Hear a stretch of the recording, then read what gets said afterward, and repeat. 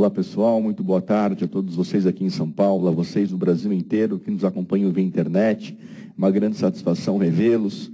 E hoje nós teremos a oportunidade de estudarmos dois temas de patologia obstétrica.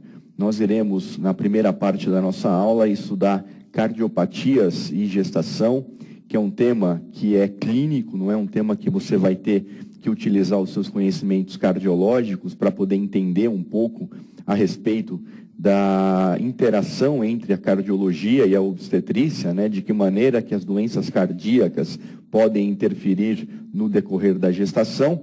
E depois, na segunda e na terceira partes da nossa aula, nós vamos conversar a respeito de uma doença essencialmente obstétrica, né? Nós vamos conversar a respeito de isoimunização RH, que é um tema muito importante na obstetrícia e que eu considero um dos temas mais difíceis que nós temos que estudar, tá bom? Então, começamos com um tema um pouco mais tranquilo, um pouco mais fácil, né? Uma vez que vocês vão utilizar os conhecimentos que vocês já têm, os conhecimentos bem estabelecidos, né? Bem sedimentados aí pelos nossos professores de clínica médica, e depois vamos partir para um tema obstétrico em que eu gostaria de passar para vocês e ser capaz de poder transmitir para vocês tudo a respeito de isoimunização RH, que é um tema bastante quente, bastante forte para as provas de residência, tá bom? Então vamos começar a falar a respeito de cardiopatia e gestação, e eu começo a falar para vocês a respeito da frequência, né? Que nos Estados Unidos, na Europa, é cerca de 1% das gestações, e em São Paulo chega a 4,5% das gestações. Por que essa diferença? Basicamente, essa diferença acontece porque nos países como Estados Unidos e países europeus, países do primeiro mundo, né, países desenvolvidos, o que nós observamos é que existe uma forte tendência de desencorajamento das gestantes que são cardiopatas que elas engravidem. Então, há uma recomendação médica e há, na verdade, uma política de saúde para que essas mulheres não fiquem grávidas, né? E muitas vezes, quando essas mulheres elas engravidam, existe a condição delas abortarem, não é? Delas interromperem a gestação por conta do risco que essas gestações ocasionam muitas vezes para a saúde das mulheres. Então, de tal maneira que a cardiopatia na gestação corresponde a cerca de 1% de todas as gestações. No Brasil, nós sabemos que nós temos uma grande dificuldade de fazer planejamento familiar, de fazer um correto planejamento às gestações. Então, essas mulheres, as cardiopatas, muitas vezes não têm um acompanhamento médico adequado, não são acompanhadas do ponto de vista de sua saúde clínica, não é? Não recebem um acompanhamento adequado, não têm um aconselhamento na medida do que deveriam receber, e a partir daí acabam engravidando e não têm a oportunidade de interromper a gestação, ou não têm a vontade, o desejo de interromper a gestação.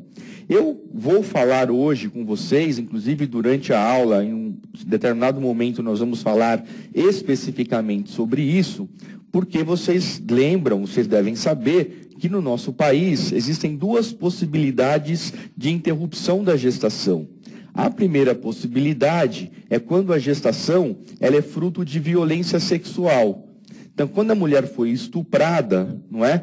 Por conta de uma gravidez consequente a um estupro, ela pode interromper a gestação. Ela pode solicitar que se faça um aborto e ela não vai ser penalizada por conta disso. A segunda possibilidade de interrupção da gestação é quando a gestação acarreta um risco à saúde da mulher, tá? E aí se encaixa muito bem a cardiopatia. Muitas vezes a cardiopatia é uma causa de risco à vida da mulher e por conta disso é solicitada a interrupção da gestação. Nós vamos falar sobre isso ainda hoje, tá? Na verdade, eu falei duas situações, hoje em dia são três, né?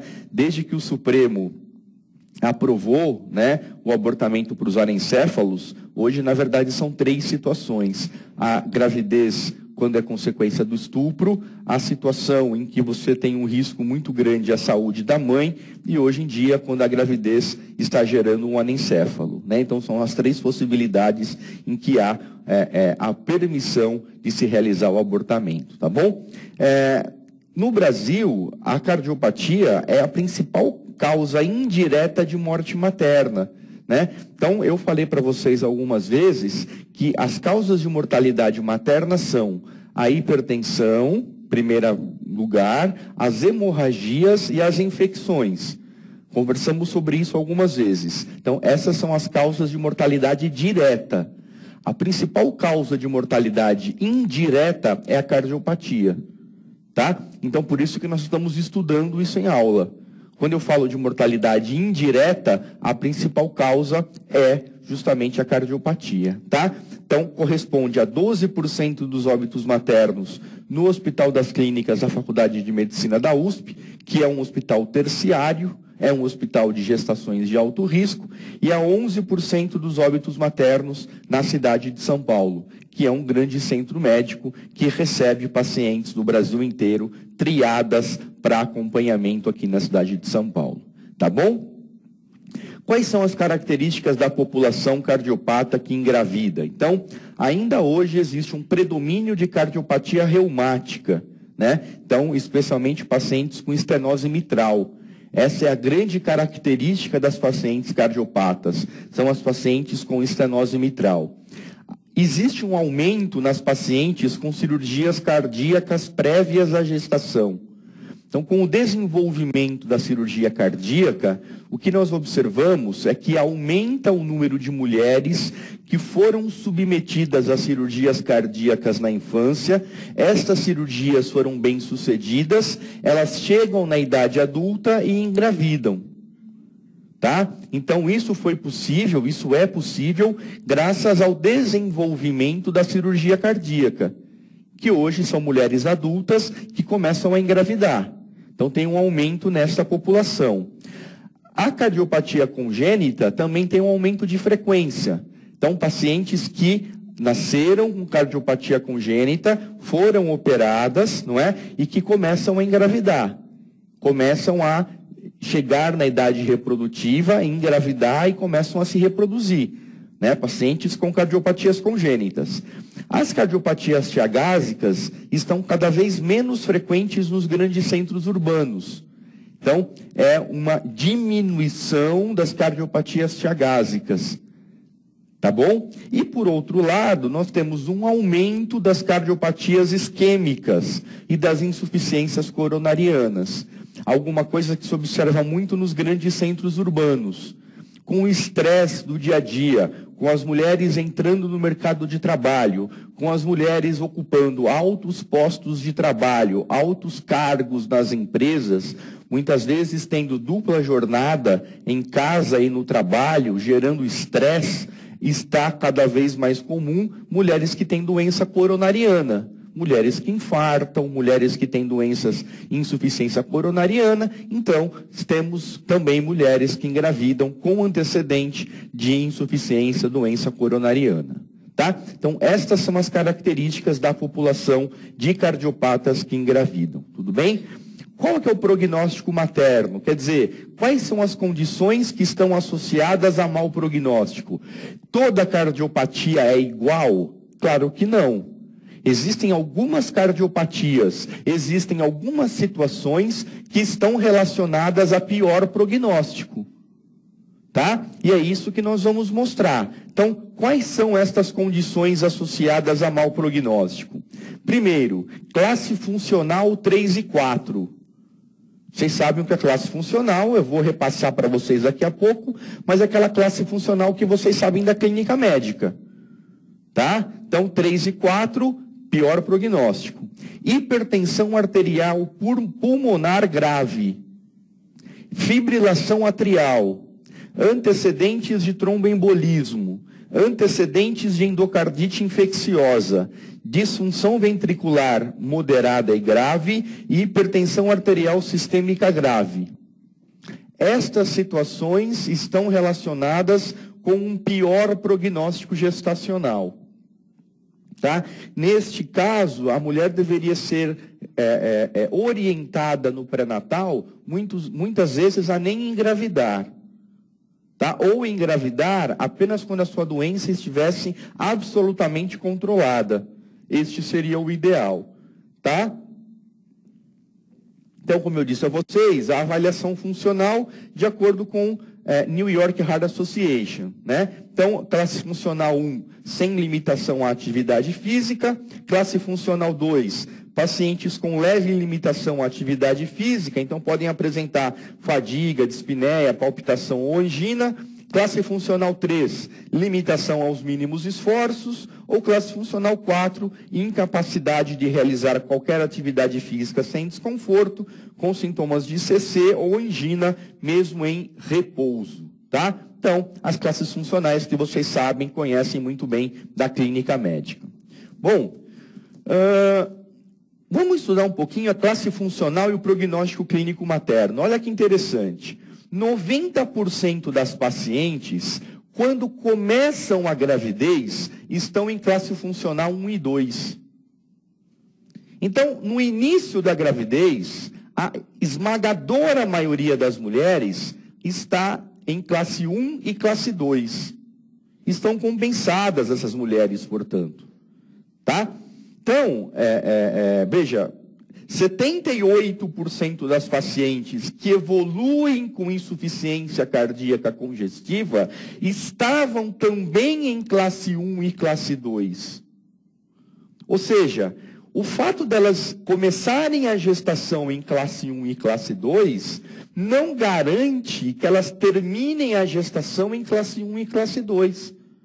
Porque 78% das que estavam, ou das que chegaram com insuficiência cardíaca, começaram compensadas e descompensaram no meio do caminho. Descompensaram ao longo da gestação. Tá? Então, começar bem compensada não garante terminar bem. Não garante terminar bem compensada. Tá? Ou seja, começar em classe funcional 1 e 2 é essencial. Mas o cuidado ao longo da gestação também é essencial para que ela continue bem ao longo da gravidez. Porque ela pode descompensar no percurso. Pode acontecer algumas coisas de tal maneira que ela descompense até o final, até a hora do parto. Tá? E 85% das mortes ocorreram em pacientes com classe funcional 3 e 4, mostrando realmente que o pior prognóstico ocorre em mulheres em classe funcional 3 e 4. Tá? Que é o que nós não desejamos. Nós não desejamos que ela chegue em classe funcional 3 e 4. Bom, o que cai na prova, infelizmente? O que cai na prova é te perguntar assim, olha, são doenças que apresentam menos de 1% de mortalidade. E daí você tem que saber quais são as doenças que têm menos de 1% de mortalidade. Ah, mas isso é decoreba. Pois é decoreba. Eu vou te apresentar as listas. Tá? Então, doenças que representam uma mortalidade materna menor que 1%. Quais são? CIA, CIV e PCA sem hipertensão pulmonar. Estenose mitral em classe funcional 1 ou 2 sem fibrilação atrial. Tetralogia de Fallot operada. Estenose ou insuficiência pulmonar. Insuficiência mitral ou aórtica. Próteses valvares biológicas normofuncionantes. Então, estas situações, estas doenças, são de baixo risco. Representam uma mortalidade materna menor que 1%. Ok? Vamos ver agora a mortalidade moderada.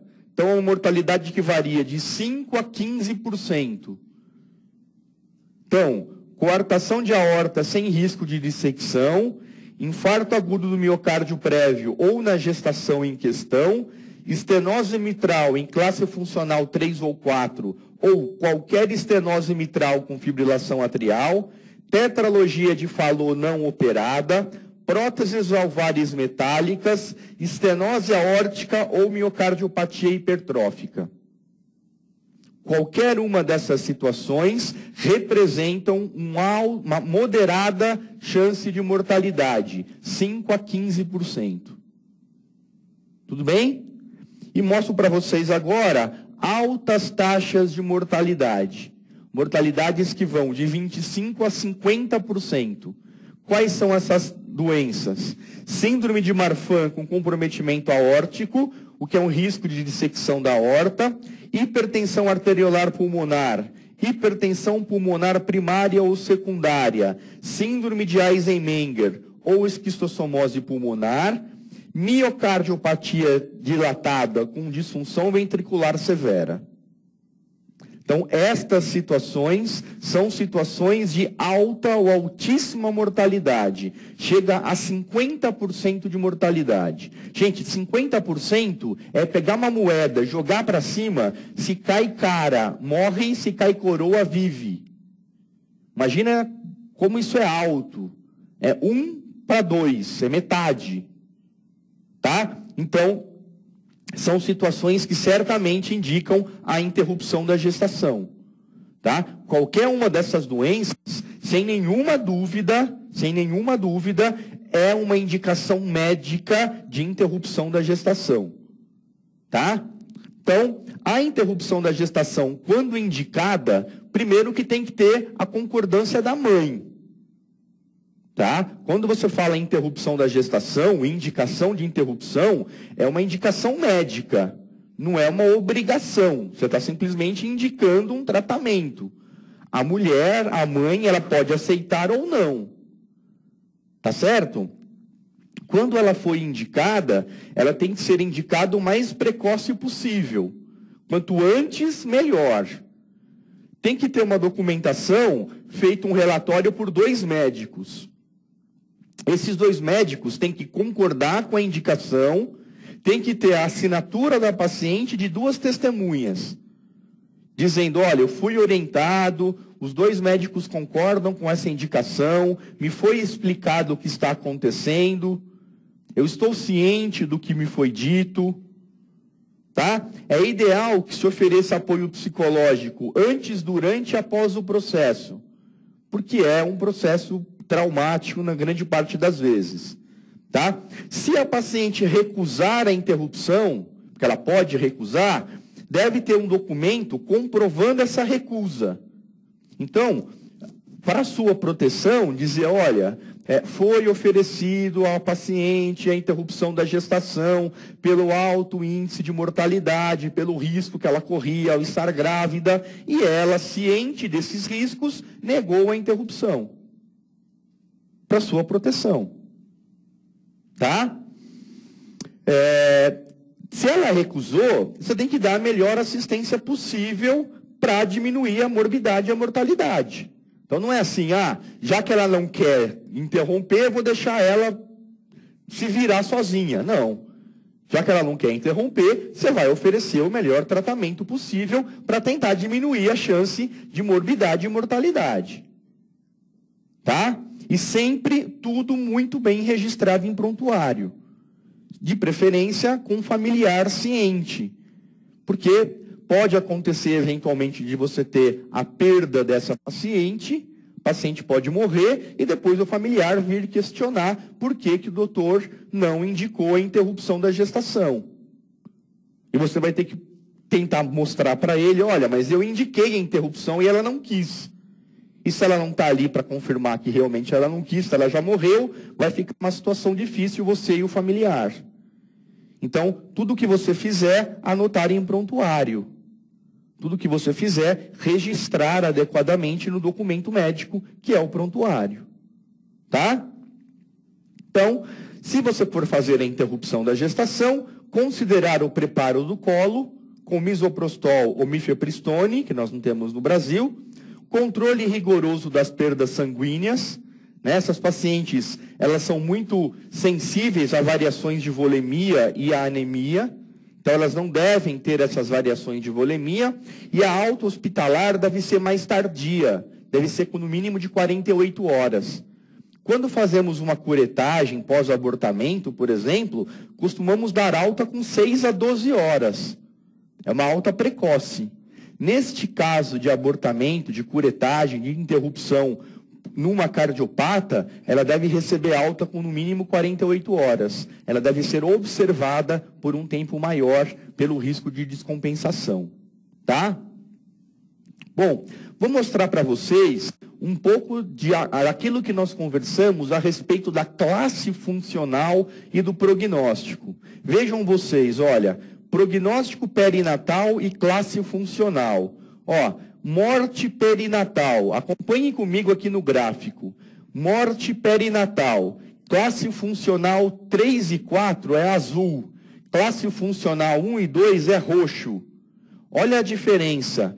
Classe funcional 1 e 2, classe funcional 3 e 4. Muito maior a morte na 3 e 4 do que na 1. Olha, nós temos aqui, olha, CIUR. Nós temos no CIUR, é o de cima, muito maior a porcentagem no 3 e 4 do que na 1 e 2. De baixa prematuridade. Muito maior na 3 e 4 do que na 1 e 2. Ou seja, nós temos, do ponto de vista de classe funcional, sempre que nós tivermos classe funcional 3 e 4, o prognóstico materno é pior e o prognóstico fetal também é pior. No sentido de mortalidade, de restrição de crescimento e de prematuridade. Tá? Quando você fala em cardiopatia cianótica, tá? E aí nós vamos excluir a síndrome de Eisenmenger. Síndrome de Eisenmenger é uma síndrome muito grave, vou falar para vocês dela daqui a pouco, né? Então, quando nós falamos de cardiopatia cianótica, que é uma cardiopatia grave, vocês sabem bem a respeito dela, melhor do que eu, vejam bem, ó, abortamentos, 51%. Óbitos fetais, 6%. Então, veja, 57% morrem. Dos que não morrem, 27% apenas chegam no termo. E 16% são prematuros. Então, de todos que engravidam com cardiopatia cianótica, 1 em cada 4 vai nascer de 9 meses. 27%. 57% vai morrer. 16% vai nascer prematuro, com alguma morbidade. Tá? O que é essa tal síndrome de Eisenmenger? Então, essa síndrome foi descrita originalmente em 1897 pelo próprio Eisenmenger. Ele se referiu a uma doença vascular pulmonar secundária a um defeito do septo ventricular não restritivo. Se demonstrou depois que pode ser secundária a outras cardiopatias congênitas com shunt esquerda-direita. E é caracterizado por uma hipertensão pulmonar mais um shunt direita-esquerda com cianose. Então, deixa eu mostrar aqui, meu conhecimento em cardiologia não é grande, mas é mais ou menos assim, ó. É mais ou menos assim. Temos aqui o coração,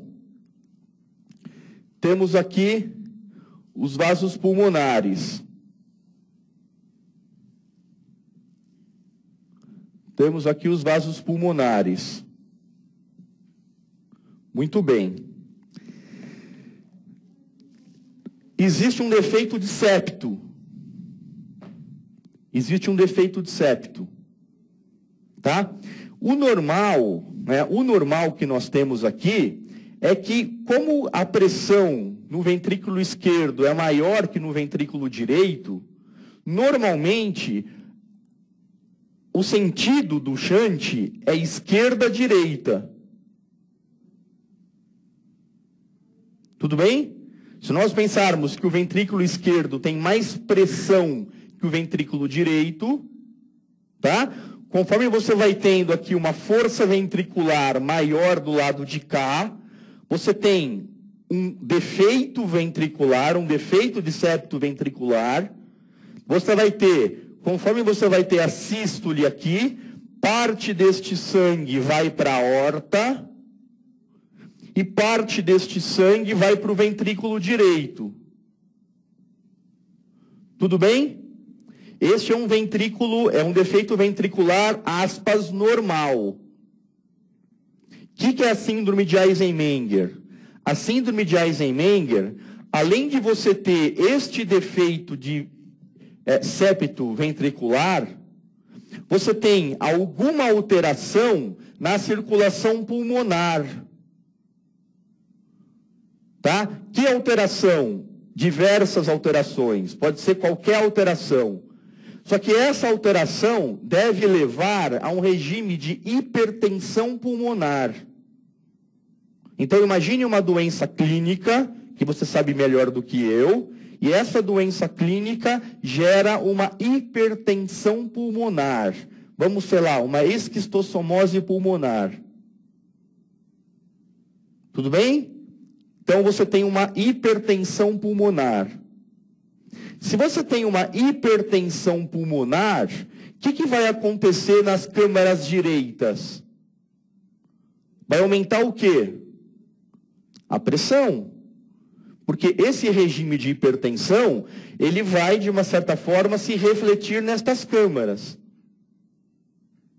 Se essa hipertensão pulmonar é muito alta, se essa hipertensão pulmonar é muito grave, pode chegar um momento, pode chegar uma hora em que a pressão dentro do ventrículo e do átrio direito é tão grande, mas tão grande, que ela fica maior do que o ventrículo esquerdo.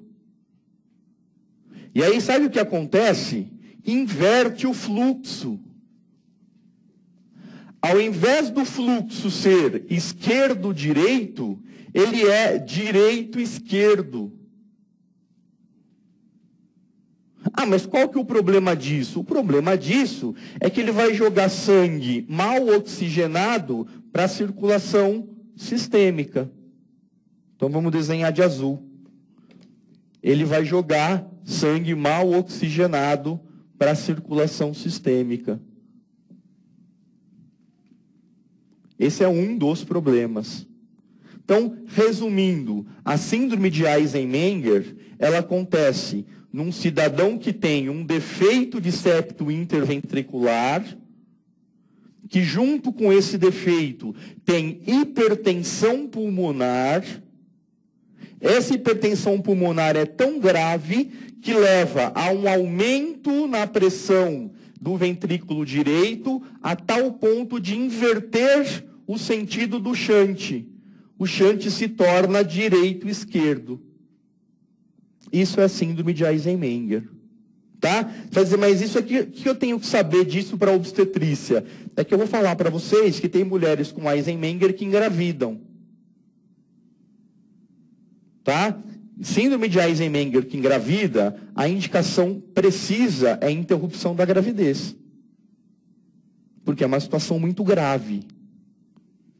Tá? Então, eu vou mostrar para vocês, olha os resultados obstétricos. Morte perinatal, 25%. Restrição de crescimento, 75%. Prematuridade, 60%. Abortamento, 25%. Se você somar abortamento e morte, dá 50%. Não é isso? Dos 50% que nascem, 50 morrem. Ó, soma isso com isso. Quanto dá? 50.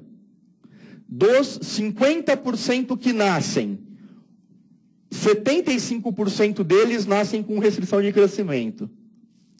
E 60% dos que nascem com prematuridade. Então é muito grave. Sem falar que qual é a mortalidade materna, naquele primeiro quadro que eu mostrei? Até 50%. Tudo bem? Então, a Eisenmenger é uma situação que deve se interromper a gestação. Tudo bem, gente? Bom, vamos falar de uma outra situação que é a miocardiopatia periparto. A miocardiopatia periparto é o aparecimento súbito de uma insuficiência cardíaco-congestiva com dilatação ventricular esquerda. Pode iniciar desde o último trimestre até 6 meses pós-parto. Então, é do finalzinho da gravidez até 6 meses de puerpério. E é em gestantes que não eram doentes cardíacas. Eram gestantes que não tinham nada no coração. Tá? O diagnóstico é de exclusão. Então, ela não tinha nada, passou a ter uma doença cardíaca, você investigou tudo que você podia investigar, não chegou a nenhuma conclusão, e você, por exclusão, diz isso é uma miocardiopatia periparto. Tá? O quadro clínico é parecido com uma insuficiência cardíaca congestiva clássica, e a etiologia é incerta. Não se sabe se é viral, se é autoimune, se é humoral ou se é até mesmo nutricional. Ninguém sabe por que ela aparece, tá? Durante a gestação, o tratamento é convencional. Só não pode usar inibidores da ECA e nitroprusiato, né, que a gente não usa na gravidez. E você recomenda diurético, vasodilatador, cardiotônico e anticoagulante. Tá? Então, isso é miocardiopatia periparto. Isso cai em prova. Isso cai em prova. Tá? Assinala esse slide, bota amarelo fluorescente, que isso é esse assunto que cai em prova. Tá bom? Bom, sabendo das cardiopatias, sabendo que elas existem, sabendo como elas se apresentam na gravidez, eu vou ter que bolar uma assistência para ela. Eu vou ter que estar preparado para atendê-la no meu pré-natal. Como é que eu atendo essas mulheres no pré-natal? Então, eu tenho medidas gerais e eu tenho cuidados especiais. Quais são as medidas gerais? Então, eu vou fazer restrição de atividade física, vou fazer restrição hídrica e de sal, quando houver indicação, vou fazer um controle de ganho ponderal, o ideal é que ela ganhe menos de 10 quilos. Vou suplementar ferro ou vou tratar a anemia, porque a anemia complica o quadro cardiovascular. Vou controlar as infecções, com especial atenção às infecções de trato urinário e às infecções dentárias. Cuidados especiais. Eu vou prestar atenção na medicação que ela utiliza e vou adequar as medicações de acordo com a necessidade. Vou fazer prevenção de doença reumática, vou prevenir endocardite infecciosa, vou prevenir o tromboembolismo, vou fazer internação para avaliação e para controle clínico sempre que necessário e vou sempre me lembrar de que eu não cuido apenas da mãe, eu cuido da mãe e do seu bebê, da mãe e do seu feto, portanto, propedêutica fetal. Tá? Então, estas são as estratégias que eu uso para cuidar de uma gestante durante o pré-natal. Então, os exames. O mínimo que eu preciso é de uma radiografia simples de tórax e de um eletrocardiograma. Esse é o mínimo que eu preciso. Tá? Sempre que possível e idealmente, eu preciso de um ecocardiograma. Então, se for possível, é ideal que eu tenha um eco. Se não tenho como obter esse eco, eu tenho que ter pelo menos uma radiografia e um eletrocardiograma. Tá? Terapêutica cardiovascular, as principais drogas que eu quero que vocês saibam é o seguinte. Primeiro, a digoxina é uma droga segura na gravidez. A intoxicação é rara e nós não observamos aumento de contratilidade uterina. Então, como ela é uma droga que mexe na musculatura cardíaca, ela é um cardiotônico, existia uma preocupação dessa droga também ser uma droga que modulasse a contratilidade uterina. Nós não observamos isso na prática. Então você pode usar digoxina e você não tem trabalho de parto prematuro com digoxina. Então é uma droga segura. Tá? Os diuréticos. Diuréticos você pode utilizar, né, especialmente os diuréticos de alça. Então, no terceiro trimestre, os tiazídicos, eles podem induzir uma trombocitopenia neonatal.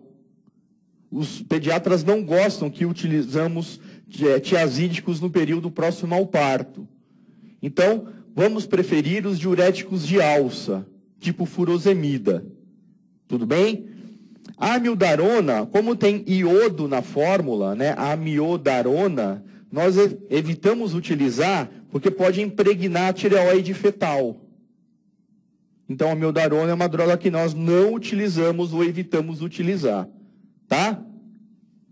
Os beta-bloqueadores, especialmente os não seletivos, eles podem causar restrição de crescimento fetal, alteração da vitalidade e alteração neonatal, como icterícia, bradicardia e hipoglicemia. Portanto, nós evitamos. Tá? Propranolol, por exemplo, é uma droga que acima de 80 miligramas por dia tem todos esses fatores de risco que eu acabei de dizer a vocês, ou efeitos colaterais, melhor dizendo. Tá? Então, nós não usamos atenolol, nós evitamos o propranolol, por conta desses efeitos colaterais. Tá? A eletrocardioversão, ela é segura. Então, vamos supor que você tenha uma fibrilação atrial aguda. O que você prefere? A cardioversão química ou a cardioversão elétrica? A elétrica. Tá? Porque ela é segura e ela não tem efeitos deletérios para o feto. Tudo bem? Então, você pode utilizar sem medo. Estão contraindicados os inibidores da ECA. Nós não utilizamos enalapril, captopril. E nós não utilizamos os anticoagulantes orais, especialmente no primeiro trimestre. Tá? Não utilizamos os dicumarínicos, não utilizamos varfarin. Tá? Essas drogas também não devem ser utilizadas até o fim do primeiro trimestre. Tá bom? Profilaxia da doença reumática, como é que ela é feita? Então, a indicação para pacientes com doença valvar reumática.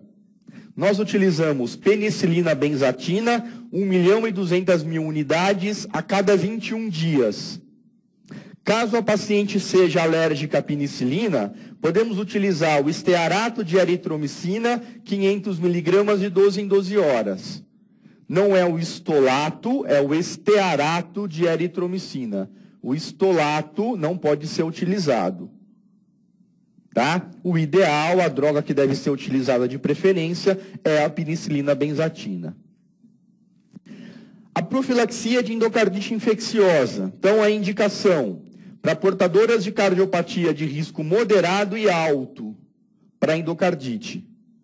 Tá? Então, para doença valvar reumática, né?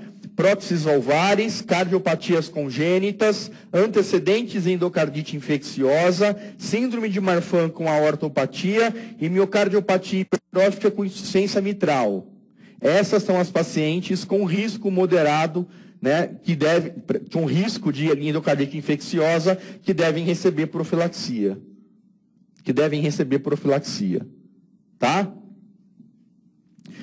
Quais são os esquemas? Então, se for parto, cesárea ou curetagem, você vai utilizar ampicilina 2 gramas, associada a gentamicina 1,5 miligrama quilo, numa dose máxima de 120 miligramas, por via endovenosa, 1 hora antes do procedimento e repetir 6 horas depois. Se for um tratamento dentário de baixo risco, você pode utilizar ampicilina ou amoxicilina 2 gramas por via oral, 1 hora antes do procedimento e 1 grama via oral 6 horas após o procedimento. Então, é assim que se faz a profilaxia de endocardite infecciosa. Profilaxia de tromboembolismo. Então, as indicações de anticoagulação. Para pacientes com repouso prolongado, com risco de TVP ou de TEP. Então, nós já sabemos que na gravidez, a gravidez é um período de risco para fenômenos tromboembólicos. Já falamos aqui algumas vezes que na gravidez e no puerpério existem alterações fisiológicas no sentido de tornar a gestação um período de risco para fenômenos tromboembólicos. Tá? Se você associa, então, um repouso prolongado ou um fator pessoal, uma predisposição da doença cardíaca que leve a um risco de TVP e TEP, você tem que fazer profilaxia do tromboembolismo, né? Então, próteses mecânicas, fibrilação atrial, antecedente de tromboembolismo, seja uma trombofilia, seja um SAF, um trombo intracavitário, uma miocardiopatia dilatada, hipertensão pulmonar, síndrome de Eisenmenger. Todas estas situações predispõem doença tromboembólica e devem receber profilaxia para tromboembolismo. Tá? Como é que é feita essa profilaxia? Então você pode utilizar heparina regular, dose de 10.000 a 40.000 unidades por dia, por via subcutânea, dividida em 2 ou 3 doses. Lembrar que existe risco de osteoporose se for utilizado muito tempo, então tem que se fazer muitas vezes dosagem de vitamina D, deve-se fazer controles e utilizar cálcio, suplementação de cálcio, se essa paciente for utilizar por muito tempo a heparina, tá? Controle laboratorial é feito com TTPA e pacientes com próteses mecânicas, o ideal é manterem 2 vezes o valor basal, uma anticoagulação plena, portanto. Tá? Você vai controlar até que fique o TTPA 2 vezes o valor basal. Se for uma heparina de baixo peso molecular, pode ser a enoxaparina ou a deltaparina. A enoxaparina é o Clexane. A deltaparina é o Fragmin. O Clexane, você vai utilizar 40 mg dia ou 1 mg quilo dia em 2 doses. Se for o Fragmin, 2.500 a 5.000 unidades quilo dia. 2.500 de Fragmin corresponde a 20 mg de Clexane. Então, se você quiser saber a relação de um para outro, é essa. 2.500 de Fragmin corresponde a 20 de Clexane. Tá? A impossibilidade de realizar controle laboratorial limita a utilização em gestantes com próteses metálicas. Hoje, nós já conseguimos medir o fator 10 ativado. Há um tempo atrás, era muito difícil conseguir laboratórios que medissem o fator 10 ativado. Então, na verdade, não é uma impossibilidade, é uma dificuldade. Se você tem um laboratório que faça essa medida, ótimo. Tá? Se você não tem, é uma dificuldade para utilizar nas gestantes. Tá? Você deve suspender de 12 a 24 horas antes do parto e reintroduzir de 6 a 12 horas após o procedimento. Tá? Por conta do procedimento cirúrgico e anestésico. Tudo bem? A utilização dos anticoagulantes limita ou contraindica a analgesia de condução. Então, se a paciente usou o anticoagulante a menos de 12 horas, provavelmente o anestesista não vai fazer RAC, não vai fazer peridural. Porque tem risco de hematoma, tem risco de compressão medular. E aí vai ter que fazer ou anestesia geral ou um parto sem analgesia. Tá? Então é muito importante que se programe o parto, para que você possa suspender o anticoagulante até 12 horas antes do parto, para ter uma anestesia adequada de acordo com a necessidade. Tudo bem? Bom, como é que funcionam os esquemas de coagulação? Bom, o almoço deve ter sido sensacional. Não sei aí na sua casa, mas aqui em São Paulo foi ótimo. Porque a alcalose pós-almoço está assim. O índice de sonolência é 50%. É metade dormindo, metade acordado. Aí na sua casa, não sei como é que você está. Mas aqui deve ter sido aquele almoço de feijoada. Sabe aquela feijoada gorda que você come com gosto? E que daí você senta na cadeira, que é aquela coisa assim que é irresistível. Então vamos lá. Coragem, muita coragem. Bom, anticoagulante oral, dicumarínico. Como é que você usa? Você não vai usar o anticoagulante oral no primeiro e no terceiro trimestre. Não vai. Por quê? No primeiro trimestre, porque tem o risco da síndrome varfarínica, risco de malformação. Então, não usa anticoagulante oral. Ah, mas ela tem prótese metálica, precisa ficar anticoagulada. Usa heparina. Ou a de baixo peso molecular ou a não fracionada, não importa. Tá? E também tem maior incidência de abortamento. Então, não usa no primeiro trimestre. Segundo trimestre, posso usar dicumarínico? Posso usar anticoagulante oral? Pode. Então, segundo trimestre, eu vou usar anticoagulante oral. Ok, pode usar. Terceiro trimestre, posso usar? Pode. O grande problema é que o dicumarínico, ele atravessa a placenta. Então, ele anticoagula o feto. Se você tem que fazer um parto de emergência, o feto vai estar anticoagulado e tem um maior risco de dar hemorragia fetal. Então, no terceiro trimestre, nós preferimos usar a heparina, porque a heparina não atravessa a barreira placentária. Tá? Então, como é que nós costumamos fazer o esquema? Primeiro trimestre, heparina. Segundo trimestre, dicumarínico. Terceiro trimestre, volta para a heparina. Tá? E no terceiro trimestre, por atravessar a barreira placentária, por ter risco de hemorragia. Por isso que nós não utilizamos o dicumarínico. Tá bom? Bom, então, entre 13 e 34 semanas eu posso usar o dicumarínico para portadoras de prótese mecânica, para pacientes com resistência à heparina ou para pacientes com trombocitopenia associada à heparina. Para essas eu posso usar o dicumarínico. O controle, próteses mecânicas, manter o INR de 2,5 a 3,5 e essas drogas podem ser utilizadas na amamentação.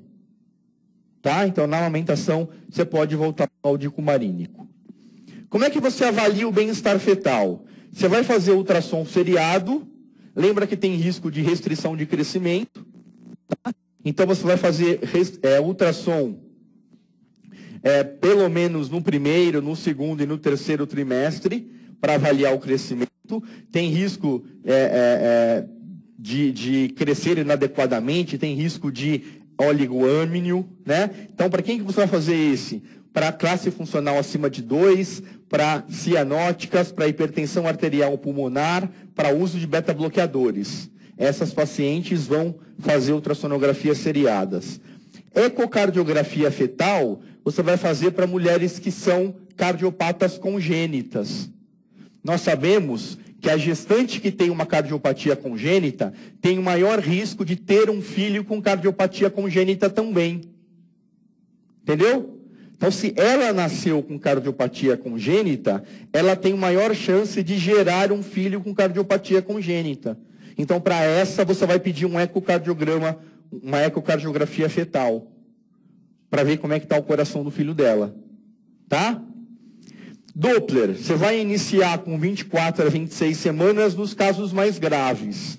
Vai fazer um Doppler desses bebês, desses fetos. Tá?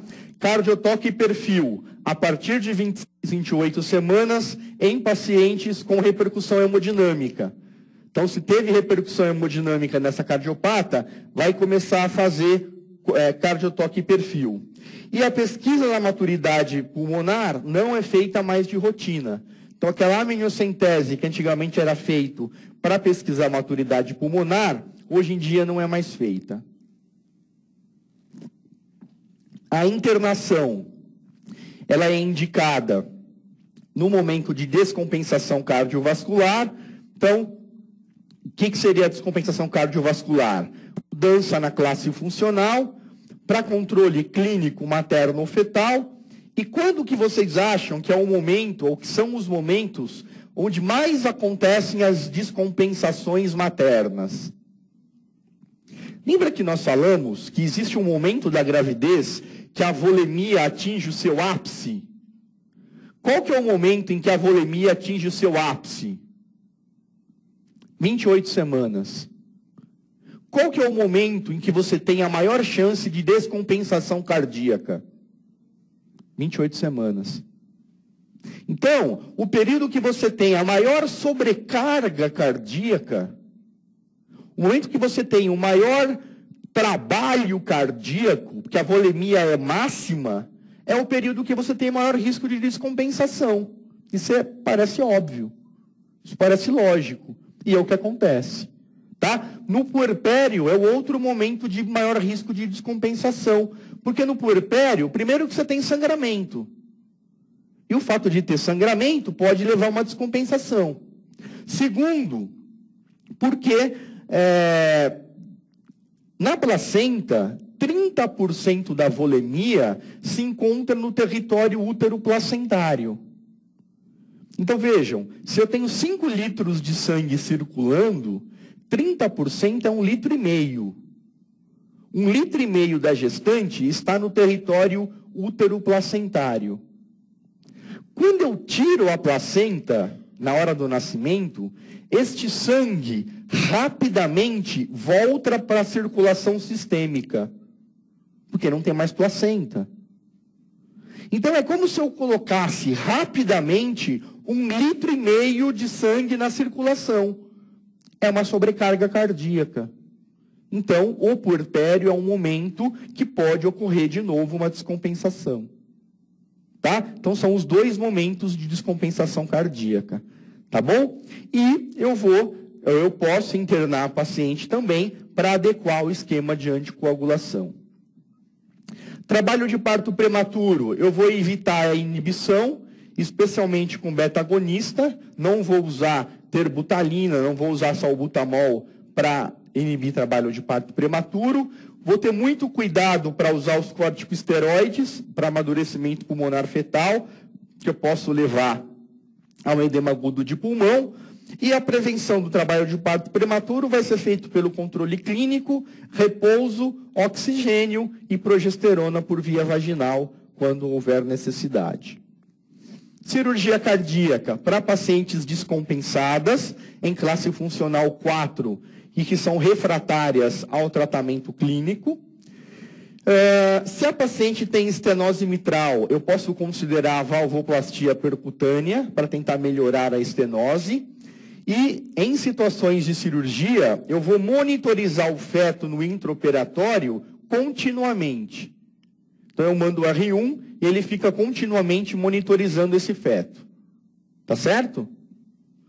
A via de parto é de indicação obstétrica. Tá? Então, não é uma indicação absoluta de parto cesárea. A única exceção, ou as únicas exceções síndrome de Marfan com comprometimento aórtico e coarctação de aorta, que são indicações absolutas de cesárea. Tá? Controvérsia. Alguns acham que tem que ser cesárea, outros acham que não precisa ser cesárea. Hipertensão arterial pulmonar e infarto agudo do miocárdio. Esses 2 são controvérsias. Tá? Cuidados no trabalho de parto. Monitorização materna e fetal contínuas, decúbito lateral esquerdo, limitar a infusão de líquidos a 75 ml hora, evitar o trabalho de parto prolongado, analgesia precoce, para que ela não descompense pela dor. Tá? A dor leva à liberação de catecolaminas, essas catecolaminas interferem no sistema cardiovascular, ela pode descompensar por essas catecolaminas, então você oferece analgesia precoce. Tá? A abreviação do período expulsivo com FORSP, para que ela não fique fazendo esforço para o nascimento, né? Então para que ela não fique fazendo muita força para o desprendimento, você auxilia o desprendimento com fórceps. Tá? E o controle das perdas sanguíneas para que ela não sangre demais. A anestesia regional, então a RAC ou a peridural, contraindicações, hipertensão pulmonar grave, uso de anticoagulantes, insuficiência coronariana ou pacientes com baixo débito ou débito fixo. Tá? Essas pacientes não recebem RAC ou peridural. No puerpério, as mais graves podem ficar em UTI por 24 a 48 horas. Elas devem deambular precocemente, se não puderem deambular, receber exercícios passivos no leito, devem ter controle de HB/HT, repondo se for necessário, para que a anemia não comprometa o seu estado cardiovascular, inibir a lactação só se necessário, tá? Não há contraindicação de amamentação na puérpera, e a alta hospitalar tende a ser mais tardia. Tá? Você não dá alta precocemente, você dá alta mais tardiamente. Vamos discutir algumas questões. Sobre a miocardiopatia periparto, podemos afirmar que é uma doença de etiologia desconhecida, que ocorre no final da gestação e no puerpério, em mulheres sem história prévia de cardiopatia. É justamente isso. É justamente isso. Tá? Trata-se de disfunção miocárdica leve, não é leve, com baixa taxa de mortalidade. É grave, pode ter altas taxas de mortalidade. A ecocardiografia demonstrará disfunção ventricular direita predominantemente. Não, é uma ICC clássica, predominantemente à esquerda. Não existe recorrência dessa doença em mulheres que apresentarem função ventricular normal. Não, existe recorrência sim. É mais comum em nulíparas e também em gestações múltiplas. Não, não tem predileção por tipos de gestação. Portanto, a alternativa A que é a correta. Dentre as cardiopatias relacionadas a seguir, assinale a de maior risco gestacional. Qual dentre essas que é de maior risco gestacional, gente? Isso mesmo, síndrome de Marfan com envolvimento da aorta. Percebe, gente? É assim que cai. Sabe aquela tabelinha? Mortalidade 1%, mortalidade assim. É isso que cai na prova, desse jeito. Ou sabe ou não sabe. Tudo bem? Com relação ao uso de antibiótico, terapia profilática para a endocardite bacteriana na paciente portadora de cardiopatia e gravidez, assinale a afirmativa correta. Terapia profilática é desnecessária às pacientes em uso regular de penicilina benzatina mensalmente. Besteira.